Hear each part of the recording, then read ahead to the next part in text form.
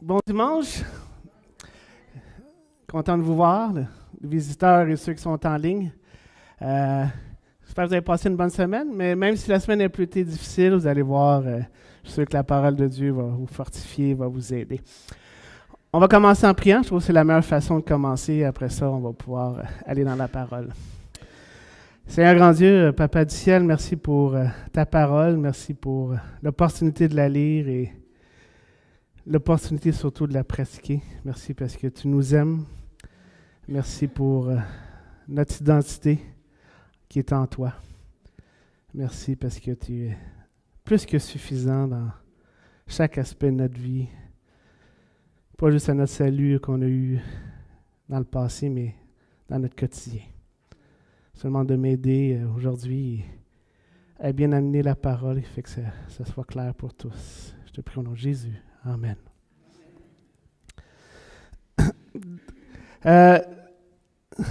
Moi et Sylvain, on se rencontre de temps en temps, puis on avait prévu faire quelque chose en discutant.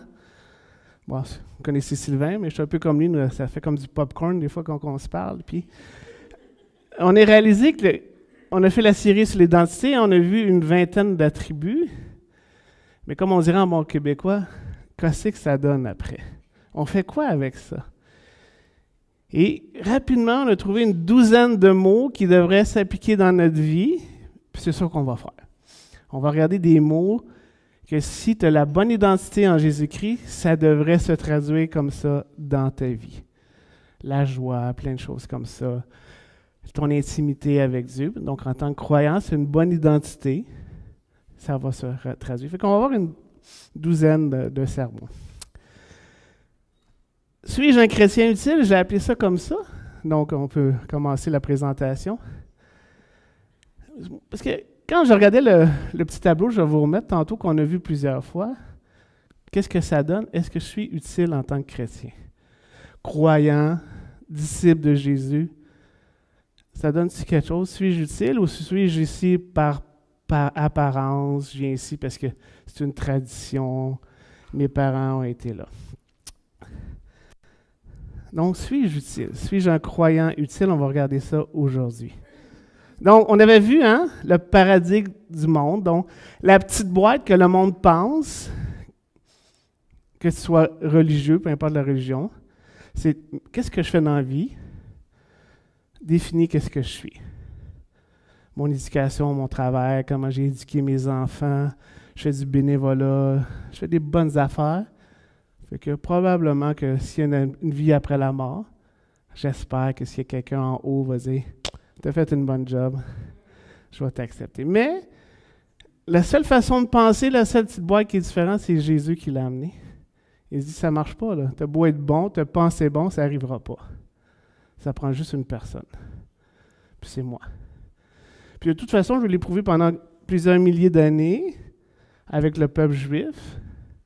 À chaque fois que vous faisiez des choses, des péchés, que vous n'avez pas les standards de Dieu, vous deviez tuer un animal. Et Jésus dit, c'est fini, on n'a plus besoin de tuer des animaux, parce que moi, j'ai vécu la vie parfaite et je suis le dernier sacrifice. C'est la seule façon de penser. Même si tu n'es pas croyant, tu es athée, tu vas toujours dire, moi, si je fais des bonnes affaires, je vais avoir une bonne vie. Et on a regardé qui est Dieu, ce que Dieu a fait, qui nous sommes, ce que nous faisons. Ça devrait être comme ça. C'est ça qu'on a essayé de vous expliquer. Si on voit les attributs de Dieu, on a vu une vingtaine. Tu comprends comment il est Dieu. Tu vas voir ce que Dieu fait ou ce qu'il a fait dans ta vie. Ça va traduire comment je suis et ce que je vais faire. Là, vous dites, mais nous autres, on fait ça tout le temps. Non, des fois, on est à l'envers. Moi, je suis à l'envers des fois. Des fois, je dis, regarde Dieu, j'ai fait des telles choses, j'ai prié pour toi, j'étais un bon croyant, puis là, j'ai une mauvaise chose qui se passe dans ma vie. Puis là, je dis, ben là, Dieu, qu'est-ce que tu fais? Tu ne m'écoutes pas, tu n'entends pas ma prière, et là, je viens à douter de Dieu. On va à l'envers, mais là, qu'est-ce qu'il faut que je fasse? Mais je me repens, mais non, Dieu, tu as tenu tes promesses. C'est ça que tu as fait, puis on le voit. Puis c'est drôle, ce matin, je lisais, puis j'ai même partagé avec Julie ce matin. Je lisais dans 1 Samuel, puis David, à un moment donné, s'est fait poursuivre par le roi Saül 2 fois ou plus. Il a essayé de se faire tuer. À un moment donné, il dit, c'est assez, je vais aller rester sur le bord des Philistins. Ils ont donné un petit village avec ses hommes, les femmes, les enfants. Puis à un moment donné, il y a eu une guerre. On dit, bien, viens à la guerre avec nous. Puis les autres rois n'étaient pas contents. Ils ont dit, va-t'en. On ne veut pas. On n'a pas confiance en toi. Et quand ils sont retournés dans leur ville, leur village, ils avaient été attaqués, leur village. La femme de David, les enfants et toute son armée, leurs enfants ont été enlevés. Personne n'est mort, ont été enlevés. Pourquoi je vous parle de ça? Parce que des fois, si on regarde ça, on dit, on est des chrétiens, on ne peut pas avoir d'émotion, il faut être toujours fort. L'émotion est correcte. Tu as le droit d'être triste. Jésus a pleuré, tu as le droit d'être triste. Et quand on lit dans 1 Samuel 30, quand ils sont revenus, alors David, au verset 4, alors David et la troupe qui l'employaient se mirent à pleurer tout haut jusqu'à qu'ils n'aient plus la force de pleurer. Ils ont tellement braillé, les gars. C'est des soldats, des militaires. Ils sont à bout, ils ont pleuré, ils n'étaient plus capables de pleurer. Il y a eu deux situations qui sont arrivées. Les soldats de David l'ont pris à l'envers. Nous autres, on est des militaires. On se bat. Qu'est-ce qu'on est? On suit David. Nous, on veut se battre pour ton Dieu aussi. Ce que Dieu a fait, ben garde. Quand on était là-bas, il a enlevé nos enfants. Tu es un Dieu infidèle. Et puis il dit, David fut dans une grande angoisse car la troupe parlait de le lapider. Les autres ont dit, on va te tuer. Tellement qu'ils n'ont pas compris comment c'était. David lui a fait le contraire. Qu'est-ce qu'il a fait? On voit dans le même verset à la fin. Mais David reprit courage en s'appuyant sur l'Éternel, son Dieu. Il savait qui était son Dieu. Il savait ce que Dieu a fait dans le passé, puis qu'est-ce que Dieu fait. Il dit, qui je suis, son enfant? Est-ce que je dois attaquer? Il a prié, il a été attaqué, puis il est devenu victorieux. Ils sont partis, les soldats étaient 400 gars. Ils ont fait un bout de voyage. Il y en a 200 qui étaient trop fatigués. Ils ont dit, restez là, nous on traverse. Et il se dit dans la Bible qu'ils ont été se battre contre le peuple, que les autres, les Amalécites, ils étaient en train de fêter, ils étaient contents. Ils étaient trop sur le party. Ils étaient fatigués. Et dans le verset 17, David leur porta des coups depuis l'aube de ce jour jusqu'au lendemain soir, et aucun d'eux ne put s'échapper, excepté 400 jeunes. Ils étaient 200, puis ils ont fait la job, même s'ils étaient fatigués. Fait qu'il y avait le courage d'y aller. Fait que, pourquoi? Parce que David avait la bonne attitude. Il connaissait comment il était Dieu. Je ne sais pas ce que tu as vécu cette semaine. Pas sûr que quelqu'un ait venu enlever ta famille et tes enfants. Si vous avez vécu ça, on s'en reparlera. Mais ça se peut que vous avez vécu une émotion, mais si tu comprends comment Dieu est, l'émotion est normale, c'est qu'est-ce que tu en fais après. Comment est Dieu? On a vu 20 attributs de Dieu. Ciel et lumière. Hein? Vous connaissez dans la Bible, on dit que c'est des chrétiens utiles. Jésus nous demande d'être le sel et la lumière. Est-ce qu'on est le sel et la lumière? On va regarder ça ensemble. Matthieu 5, verset 3. Vous êtes le sel de la terre, mais si le sel perd sa saveur, avec quoi la lui rendront-ils? Il ne sert plus qu'à être jeté dehors et piétiné par les hommes. Ça, c'est dans le sermon sur la montagne, quand Jésus s'adresse à ses disciples. Il dit, il faut que tu sois du sel. Si tu n'es pas du sel, ça ne sert à rien. Tu es inutile. Puis moi, quand j'ai lu ça, ça me, comme on dit en bon québécois, ça m'a fait dans le dash. Suis-je utile ou pas? Parce que Jésus, là, des fois, il dit des paroles tough, difficiles, mais il a raison toujours. Ça ne sert plus à rien si tu es supposé d'être le sel, puis tu as perdu ta saveur. Verset 14. Vous êtes la lumière du monde. Il donne une deuxième illustration. Une ville située sur une haute montagne ne peut être cachée. Verset 15. Et on n'allume pas non plus une lampe pour la mettre sous un seau, mais on la met sur un support et elle éclaire tous ceux qui sont dans la maison. Une lumière, ça ne sert à rien si tu la caches. Une lumière, c'est important dans une maison. À cette époque-là, il n'y avait pas l'électricité. Comme nous, on allume la switch. Hein? C'est important la lumière la nuit. Hein? Le petit orteil, lui, il le sait. Si on n'allume pas la lumière, on se gagne le petit orteil. On n'y pense pas souvent, le petit orteil, mais là, tu sais, hein? Donc, une lumière, c'est important. On doit être la lumière du monde. Et pourquoi? Au verset 16. Que de la même manière, votre lumière brille devant les hommes. Hommes, femmes, là, tout le monde autour de vous. Afin qu'ils voient votre belle manière d'agir et qu'ainsi s'élève la gloire de votre Père céleste. Il faut que les gens vous voient comment vous agissez. Si tu fais la baboune tout le temps, ça ne marchera pas. Si tu es joyeux, il y en a qui disent, moi, je ne suis pas bon pour évangéliser. Comment juste par sourire et dire bonjour au monde, c'est un bon départ. Ça va aider. Là, les gens vont être attirés vers toi. Fait que cette semaine, si vous croisez du monde, dites bonjour. Pas grave si vous le trouvez bizarre, là, mais faites un beau sourire. Dans le fond, qu'est-ce que Jésus dit? Notre vie, qu'est-ce qu'on fait? Ça doit glorifier Dieu.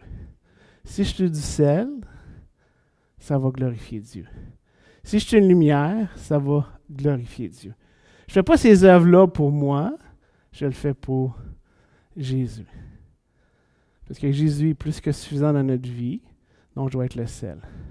Et on va regarder pourquoi il a pris le sel et la lumière.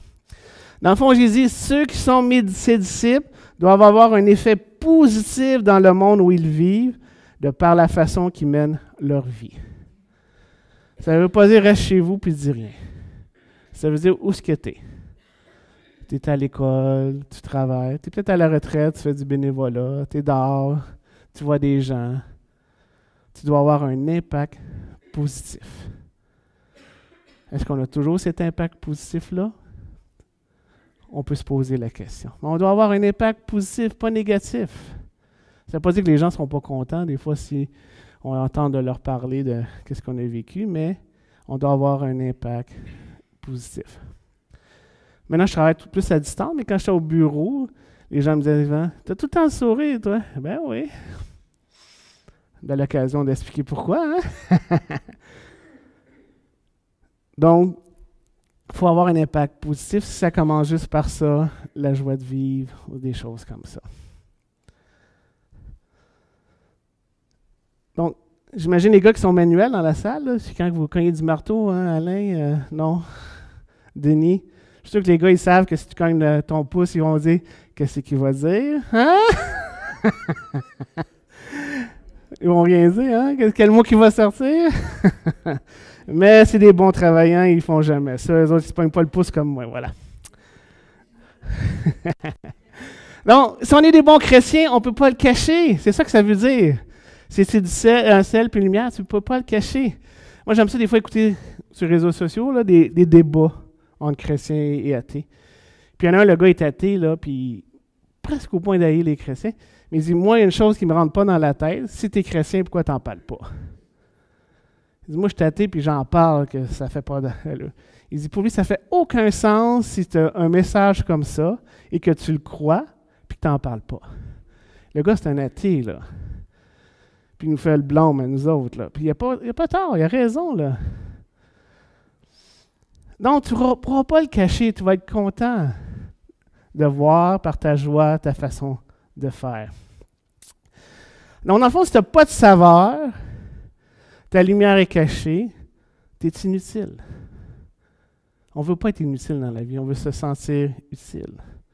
Parce que Jésus dit, c'est comme on garage dehors, on piétine, ça ne sert à rien. Tu es supposé d'être du sel et une lumière.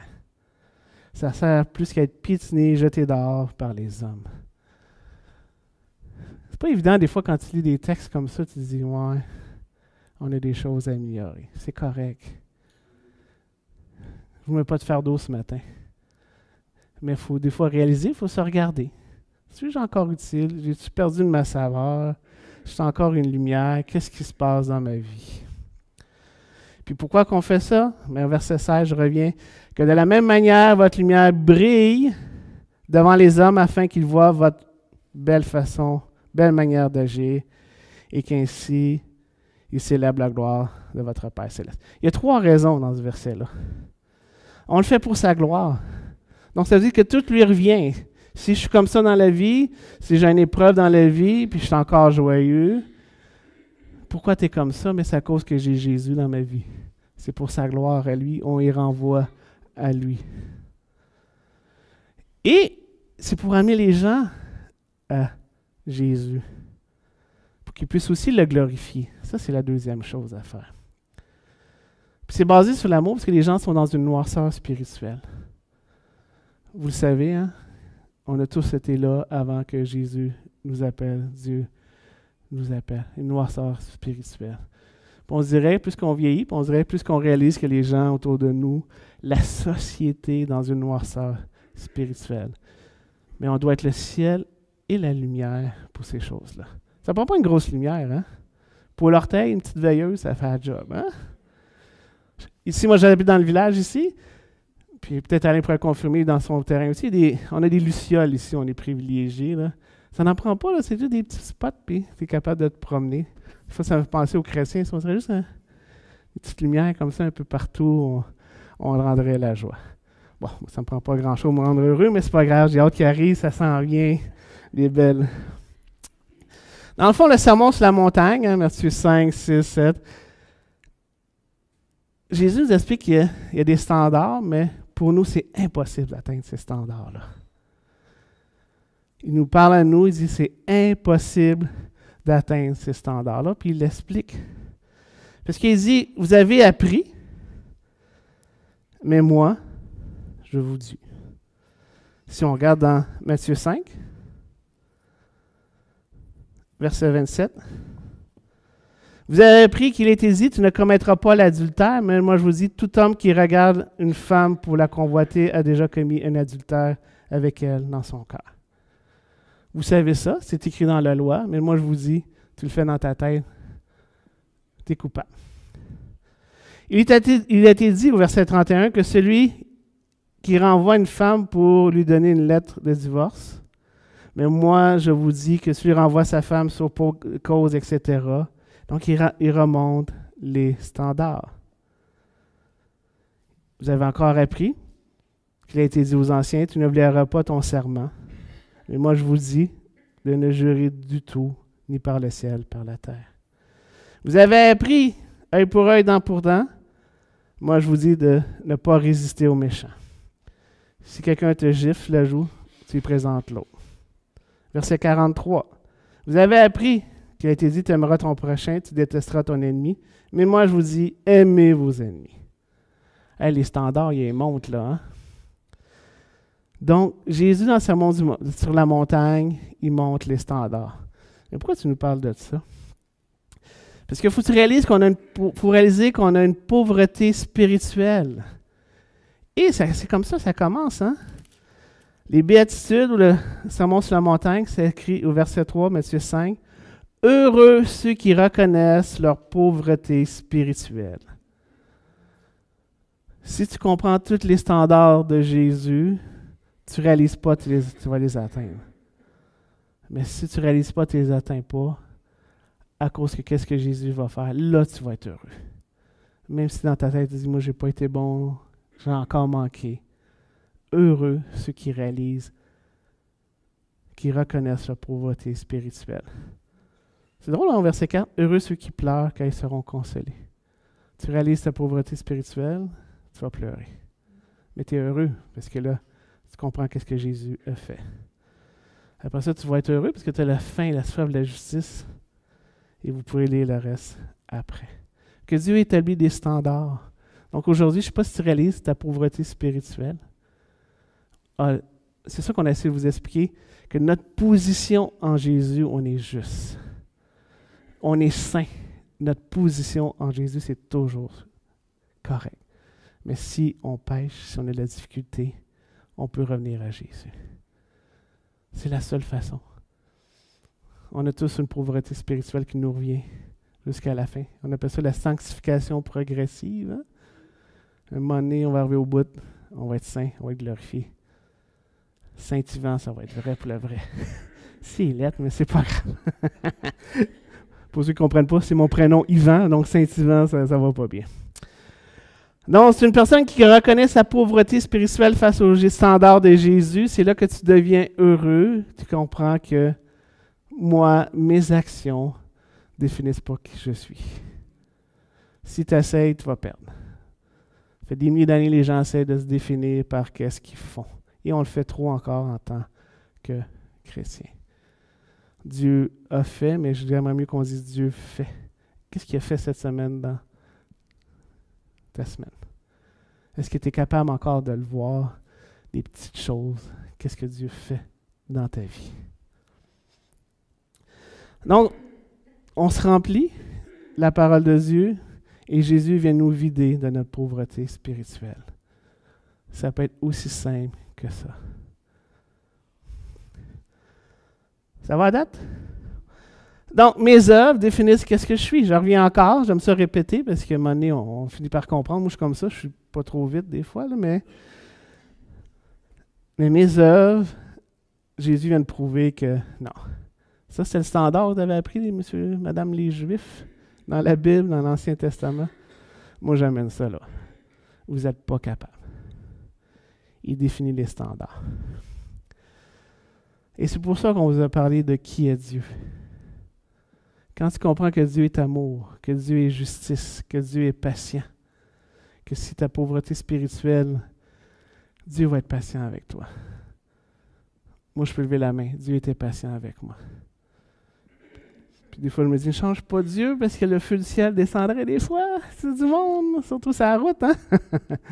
Mais Dieu est patient. Fait que si on comprend qui est Dieu, ce que Dieu a fait, la patience avec moi, ça va dire que je vais être patient avec les autres. C'est pas facile. Et je comprends. Des fois, on voudrait que peut-être dans notre entourage, nos enfants qui sont un peu ailleurs, puis il faut être patient.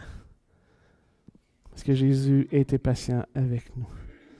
Ce que nous faisons, on devient patient, on devient aimant, on devient bon. On a la paix, même si tu peux avoir la paix nouvelle, tu vas avoir la paix et tu vas avoir la joie. Parce que tu comprends vraiment qui est Dieu, qu'est-ce qu'il fait dans ta vie. Ceci étant dit, pourquoi le ciel et la lumière? Pourquoi ça? Pourquoi pas l'or, le fer? Pourquoi qu'il prend des affaires comme ça, le ciel et la lumière? Je pense qu'il y a deux raisons. Dans le fond, il a pris des choses ordinaires. Le sel, hein, c'est commun. En tout cas, dans notre société, à nous, c'est commun. Si vous pensez à vos ancêtres, vos arrière-grands-parents, mais le sel est important pour eux, hein, pour faire de la morue salée, du poisson salé, des choses comme ça. Fait que c'est quelque chose de commun. Je sais qu'à une certaine époque, c'est rare, fait que les gens étaient payés en sel, d'où le mot salaire qui vient de sel. Et ça a des fonctions précises, le sel et la lumière. Et c'est des fonctions qu'on va comprendre et on comprend rapidement. Pourquoi? Ben donc, c'est simple et commun. Du sel, c'est du sel. On sait à quoi ça sert. C'est pas assez salé, on en met. Bon, une petite émission que j'aime écouter à la TV, c'est les chefs, là, puis ils font des compétitions, puis là, puis les juges, c'est toujours ça. Ah, il manque un peu de sel, là, ouais. Pas assez salé, hein? C'est toujours... on l'a pas goûté, mais tu sais, c'est important le sel dans la nourriture. Quelque chose de fade, c'est pas bon. Puis la lumière, c'est de la lumière, hein? S'il n'y a pas de lumière, panne d'électricité, on est mal pris. Bon, mes enfants diraient plus d'Internet, ils sont mal pris, mais ça, c'est une autre génération, mais plus de lumière, on est mal pris. Je les salue en passant s'ils me regardent. Ça me rappelle une anecdote. Un moment donné, l'Internet avait brisé chez nous, puis on était sortis, moi et Julie, au restaurant, puis ils nous appelaient, là, le code, c'est quoi? On peut pas aller sur Internet? Arrangez-vous, on revient dans 2 heures. Non, c'est pas vrai. Donc, vous êtes le sel de la terre, verset 13, mais si le sel perd sa saveur, avec quoi on va lui rendre. Ça ne sert plus à rien. Mais dans le fond, le sel a des fonctions. 4 choses qu'on pourrait avoir pour le sel. Le sel, ça sert à empêcher la pourriture. Quand tu as la nourriture, tu sales ta nourriture. Quand il n'y avait pas de frigo, les gens ils savaient que le sel était capable d'enlever la pourriture, la décomposition. Donc, nous aussi, en tant que sel dans le monde, on est là pour enlever la pourriture du monde autour de nous. C'est la fonction du sel, ça enlève la pourriture. Deuxième chose, ça donne du goût. Une soupe qui manque de sel, on met du sel. Ça va relever le goût. Est-ce que tu donnes du goût dans ton entourage? Es-tu fade au point que les gens ne te voient pas? Au point que si tu as passé plusieurs temps avec des personnes puis ils ne verraient pas la différence que tu es croyant. Ou ils vont dire, « Ah, Jean-Pierre, il me semble qu'il y a quelque chose avec toi. Je ne sais pas c'est quoi, mais... » Puis là, Jean-Pierre, lui, je connais, il va dire, « Ah ouais, j'ai quelque chose pour te dire. » À dire. Parce qu'on amène du goût aux gens autour de nous. Trop de sel, ça fait quoi? Ça donne soif. Est-ce que vous aimez la soif des gens autour de vous? De connaître votre histoire, de voir qu'est-ce qui se passe dans toi tous les jours. Pourquoi tu es comme ça? Pourquoi tu as vécu ça? Comment ça tu réagis comme ça? Comment ça tu reviens de loin? Est-ce que vous donnez cette soif-là aux gens autour de vous? Et une autre fonction, ben, c'est commun. Oh oui, mais Yvan, moi, je suis gêné, j'aime pas ça parler, je suis pas capable, je m'exprime pas bien. Le sel, c'est commun. Commence par sourire. Première étape. Commence à avoir la joie dans ta vie, les gens vont pouvoir te voir. Donc, pourriture, le sel enlève la pourriture, ça préserve les aliments. On est là pour préserver le monde. Ça donne du goût, ça rehausse les gens, ça donne soif. Et tous et chacun, que tu aies une première année B, un doctorat, ça ne change rien. Dieu dit on doit être du sel, c'est commun. On est tous du sel. Il y a une noirceur spirituelle. Si vous ne réalisez pas, mais les gens sont confus. Les gens sont mêlés. Comme quelqu'un dit, c'est pas que les gens ne croient plus en rien, c'est qu'ils croient n'importe quoi. On est rendu là, les gens croient n'importe quoi. Des fois, ça n'a pas de bon sens. T'es comme, la base, là, c'est quoi ça, là? Il y a une noirceur spirituelle. Donc, vous êtes la lumière du monde. Une ville située sur une montagne ne peut être cachée. Verset 14, Matthieu 5. Et on n'allume pas non plus une lampe pour la mettre sur un seau, mais on la met sur son support et l'éclaire tous ceux qui sont dans la maison. J'aimerais ça vous faire réfléchir. Pourquoi que Jésus a pris une lampe à l'huile? Est-ce que c'est ça, des lampes à l'huile? Hein? Il y a 2 éléments pour être une lumière. Il y a de l'huile, puis il y a une mèche. Nous autres, on a une vieille lampe à l'huile, quand il manque d'électricité. Là. On met notre huile, puis on l'allume, puis la mèche, elle brûle pareil, il faut la monter, puis on trime la mèche. Hein? Est-ce qu'il y en a qui connaissent ça ou peut-être pas? Oh, les anciens en arrière. L'huile, il faut que tu la remplis. Et ta mèche, il faut que tu la trimes.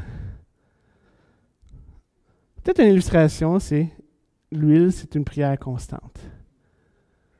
Est-ce que tu as une prière constante? Je sais que ce n'est pas facile de prier. Ce n'est pas évident. Des fois, on ne sait pas quoi dire. Mais des fois, tu as peut-être rien à dire. Mais va en présence de Dieu. Il va lire ton cœur. Est-ce que vous avez une prière constante? Est-ce que vous remplissez votre huile dans votre lampe? Est-ce que vous trimez votre mèche? Parce qu'à un moment donné, si tu ne trimes pas la mèche, ça va s'éteindre. Est-ce que tu lis la parole de Dieu à tous les... Ah, j'aime pas ça lire, moi, je suis pas capable. Un petit bout. Audio. À un moment donné, ça vient pour une habitude. Je sais. Des fois, moi aussi, je suis comme, oh non. tente pas un matin. Tu sens que j'ai tellement d'affaires à faire. Mais il faut prendre le temps de lire la parole. Et c'était la misère à prier, mais c'est pour ça quand on se réunit le mercredi, c'est ça qu'on fait. On prend un texte de la parole de Dieu, puis on la prie. Tu sais pas quoi dire? Prends les psaumes, lis un psaume, puis prie ça. Prends un texte. Hein? Matthieu 5, heureux les pauvres en esprit. Hey Dieu, fais-moi réaliser que je suis pauvre en esprit, rends-moi heureux. Et là, tu viens de passer sur une prière. Tu y vas avec le verset 2. Tu as de la misère à prier? Fais juste lire la parole. Faut que je me tasse? Oh, la caméra, désolé. Faut que je m'attache. On va m'attacher. Mais quand on parle de l'huile puis des lampes, ça fait penser à Matthieu 25, à la parabole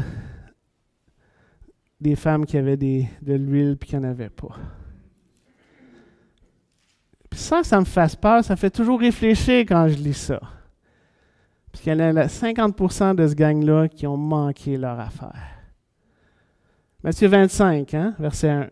Alors, le royaume des cieux, c'est qu'est-ce qui s'en vient quand on va être avec Jésus, ressemble à 10 jeunes filles qui ont pris leur lampe pour aller à la rencontre du marié, qui est Jésus. C'est ça que ça veut dire, l'histoire. Ils ont toutes leurs lampes. Il est en retard. 5 d'entre elles étaient folles et 5 étaient sages. Celles qui étaient folles ne prirent pas de l'huile avec elles en portant leur lampe. Tandis que les sages prirent avec leur lampe de l'huile dans leur vase. Prière, lecture de la parole, si on va aller là. Comme le mari tardait, ils ont tous tombé endormis, ça se dit. Au milieu de la nuit, il arrive. Voici le marié allé à sa rencontre. Alors toutes ces jeunes filles se réveillèrent et préparèrent leurs lampes. Les folles dirent aux sages, « Hey, donne-moi de l'huile, s'il vous plaît, moi il m'en manque. » Et qu'est-ce qu'on dit les sages? « Non, il ne va pas en avoir assez pour nous et pour vous. Allez plutôt chez ceux qui en vendent, achetez-en pour vous. » Ils sont partis en acheter, le marié est arrivé. Ceux qui étaient prêtes ont rentré avec lui dans la salle de noces. Les autres jeunes filles sont arrivées et ont cogné à la porte. « Seigneur, Seigneur, ouvre-nous. » Mais il répondit, « Je le vous dis en vérité, je ne vous connais pas. » Oups, hein? Verset 13. « Restez donc vigilants, puisque vous ne savez ni le jour, ni l'heure. » Je ne mets pas aucun fardeau ce matin, mais on doit rester vigilant. Notre lampe, on doit mettre de l'huile dedans, par la prière. On doit trimer notre mèche, par la parole. La moitié ne seront pas là. Visuellement, c'est comme si d'un bord de la salle ne serait pas là, puis l'autre bord serait là. Je ne vise pas personne, mais vous comprenez, c'est 50%, là, c'est comme assez hallucinant. Donc, il y a des gens qu'on va voir au ciel qu'on pensait qu'ils ne seraient pas là, puis l'inverse, il y a des gens qui vont dire « Oups, il n'est pas vu, lui. » Mais réalisez que c'est important qu'est-ce que Jésus nous dit. T'es un croyant utile ou t'es un croyant inutile? Un matin, je voulais juste vous faire réfléchir à ça. Est-ce que j'ai perdu mon utilité? Est-ce que je suis juste bon comme piétine? Est-ce que ma lumière ne brille plus?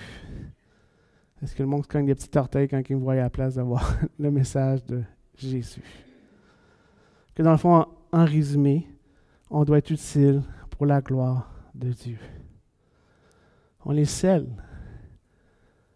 parce qu'on est là pour enlever la pourriture du monde. Le monde s'en va à sa perte.